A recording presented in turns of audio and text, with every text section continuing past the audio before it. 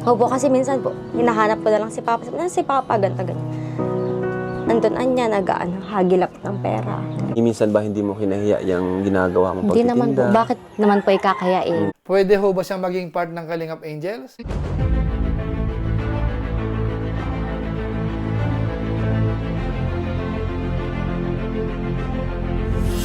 Ayun, shoutout guys. Muli, welcome sa ating YouTube channel. Ito po si Kuya Julay, ang inyong katugang, ang inyong kalingap.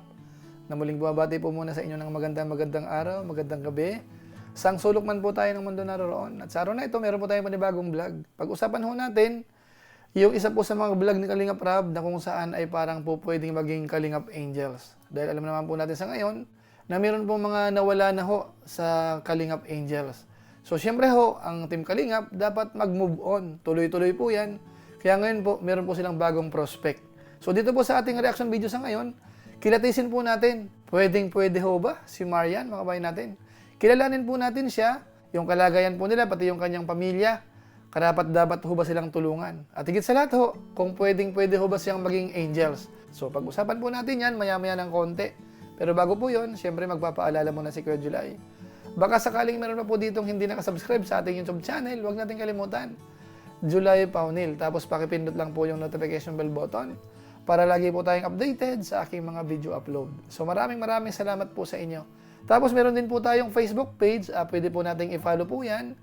Pwedeng i-like at saka po i-share yung mga upload natin dyan. At gaya po ng dati, hindi natin nakakalimutan, sina Kuya Bal Santos Matubang, Kalingap Rab, Ate Edna Vlogs Rowell of Malalag, at saka po si Jabber Sniper. Suportahan po natin ang kanilang YouTube channel. So maraming salamat po sa inyong lahat.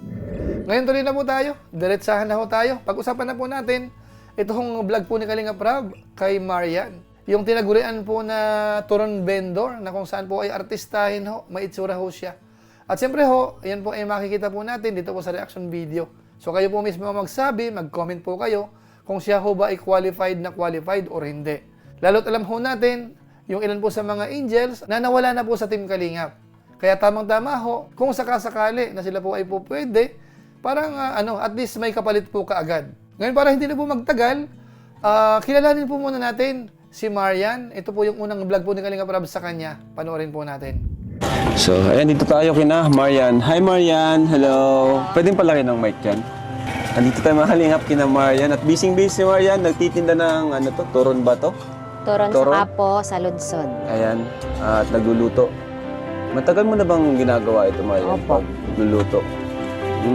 Pag merienda po. Bakit mo ito ginagawa? Sa halip na full-time ka na nag-aaral or ano man ginagawa mo bilang... Ayan, ilang taon ka? 20 years old? Opo. Ayan, 20 years old ka. Di kasi po sa ngayon is bakasyon baga po. Bakasyon. So kailangan tumulong sa pamilya. Ngayon bakasyon lang o talagang sanay ka na mag ganito? Sanay na po. Tinda-tinda? Sanay na din. Sanay na po. Bakit? Ano bang trabaho ng ng parents mo? Actually po si Mama, dito lang, tinda lang po Tinda siya lang ng mga talaga? una. Kaya pala marunong ka na rin magtinda. Tapos si Papa mo naman? Si Papa po, wala po. Ano lang po siya, tong sa, ano po is, yung baga pong tawag dito, inaano lang po siya, parang patalimbawa, Extra lang.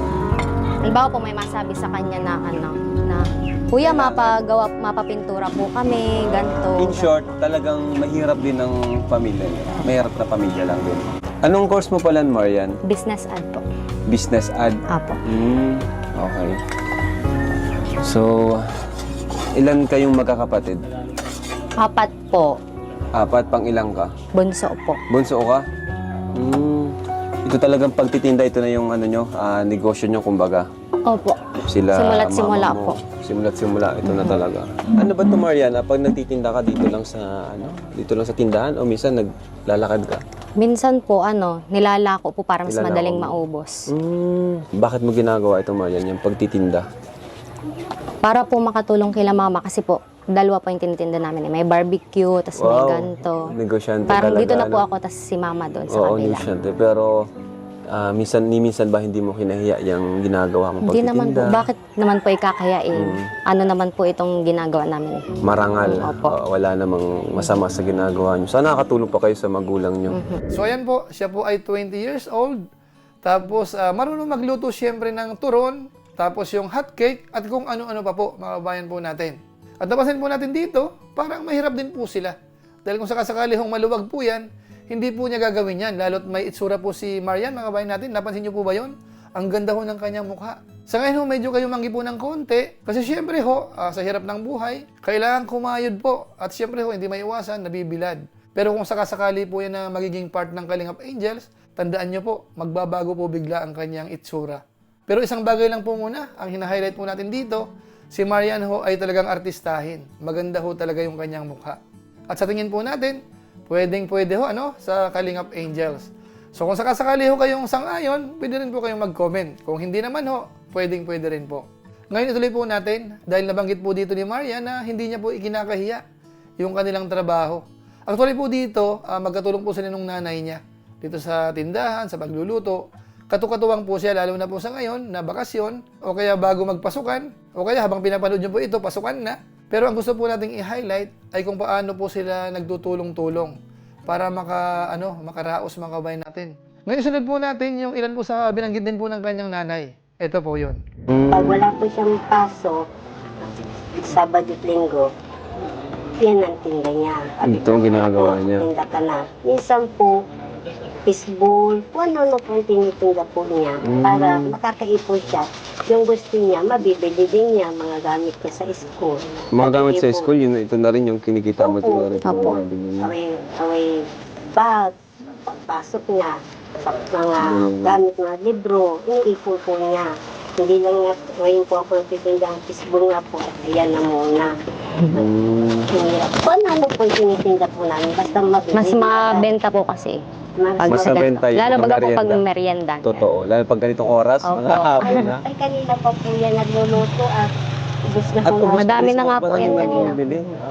Baka dahil sa maganda si Marian, kaya marami bumibili dito. Ay, minsan talaga, hindi naman po sa biro, pag yung siya na po nagbibili dyan, mga tambay ho, yan, marami po sa mga Lamang din talaga, Mm-mm. Pero Nay, anong mensahe niyo po sa iyong anak? Ano ba yung pangarap niya? Anong gusto mo mangyari sa iyong anak, Nay? Ay, sabi ko lang naman sa kanya, ang pinapangarap ko lang naman sa kanya po, makatapos siyang pag-aaral.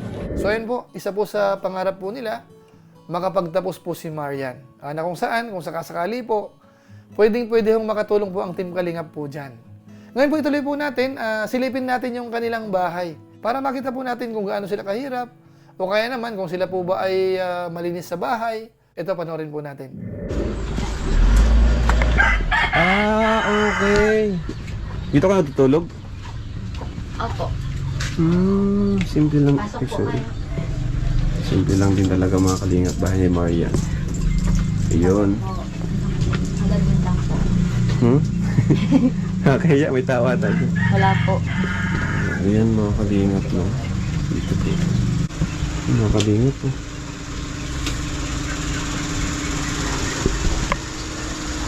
Tuloy po tayo dito. Ito po yung kusina namin. Para mo kami house tour.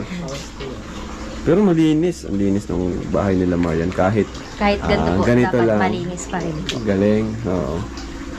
So ayun po, as per Kalingap Rab po, malinis daw po yung bahay. Tapos siyempre nakita po natin yung bubong, may butas-butas din po. Tapos hindi ganun kaayos po So ibig sabihin, parang na rin po siya. Parang kailangan na pong i-repair din kung tutuusin. Pero isang bagay po, ang maganda po doon na napansin natin, malinis po yung bahay. Ngayon siyempre, dahil si Kalingap Rab po yan, part ng Team Kalingap, siyempre yung paglingap ho, hindi mawawala. Kaya dito pa lang po, meron na pong pauna si Kalingap Rab. Nagbigay po siya ng pang-allowance. Ito, panoorin po natin. Siyempre, andito tayo para bigyan din ng maghatid ng tulong kay Marian. Siyempre, yan ang misyon ng Team Kalingap. At salamat din kay Ate Rhea Olarte. Subscribe niyo po siya dahil yan, nakita niya si Marian at nailapit sa atin. Marian, bigyan ka namin ng, ng allowance, makatulong man lang sa'yo. Ma-enroll na ba kayo? Ma-enroll na? Mapasok na po kami sa July 22. July Ngayong 22 po. 22. O, tama-tama. Bigyan kita ng panggastos mo. So, ito Marian, yan, sa'yo na to. 5,000 para sa allowance mo yan. So ayun po, 5,000 po yun mga kabayan po natin. At dito po, nakita po natin na talagang natutuwa ho si Marian. So, panoorin po natin yung kanyang mga binanggit dahil naiyak po siya dito. Mga kabayan natin. Okay ba? Okay ba? Kaya Hindi, okay yan kasi yun talaga. At yun naman yung namin mission namin, makatulong sa inyo. Yan, anong gusto ko bang sabihin? ano po? Hindi. Gusto ko lang pong sabihin na thank you po. First of all, syempre kay God. Thank you kay God kasi Sige lang, okay lang. Hindi. Thank you kay God kasi malaking blessings kayo po binigay sa amin. Natulungan niyo kami.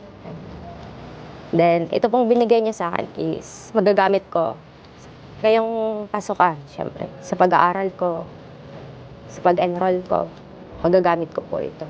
May time po kasi na minsan, kulang na kulang talaga. Kaya, si Papa, minsan nangungutang. Naghahagilap kung saan makakahiram ng pera. Nung pag mga ganong oras, na-stress ka rin, nalulungkot ka rin, di mo alam kung anong gagawin mo. Opo, kasi minsan po, hinahanap ko na lang si Papa. Sabi na, si Papa, ganito. Andun anya, hagilap ng pera.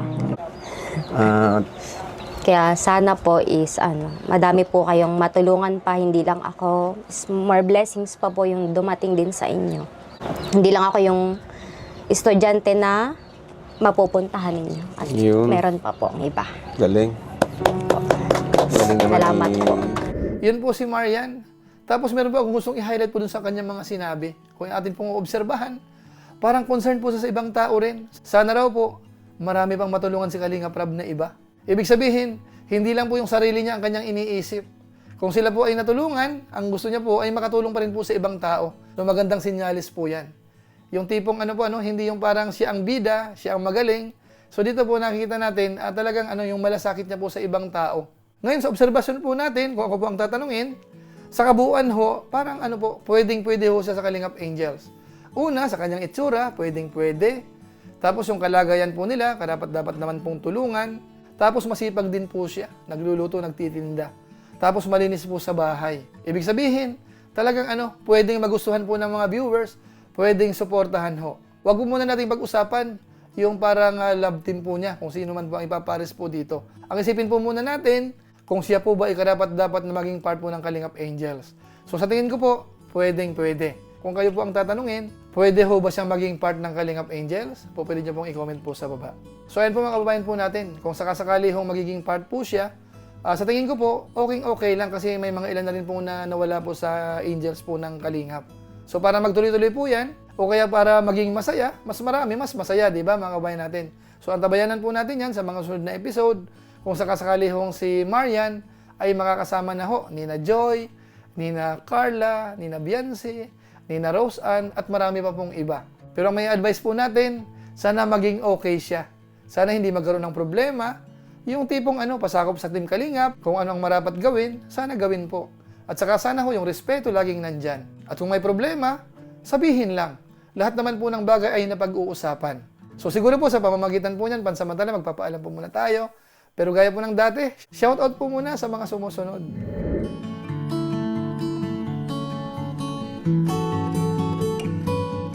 Tapos maraming salamat din po sa aking mga kasaman sa COOS, Kalingap, OFW Organic Sponsors, sa inyo pong patuloy na pagsuporta po sa mga babae program ni na Kuya Bal Santos Matubang at saka po ni Kalingap Rob.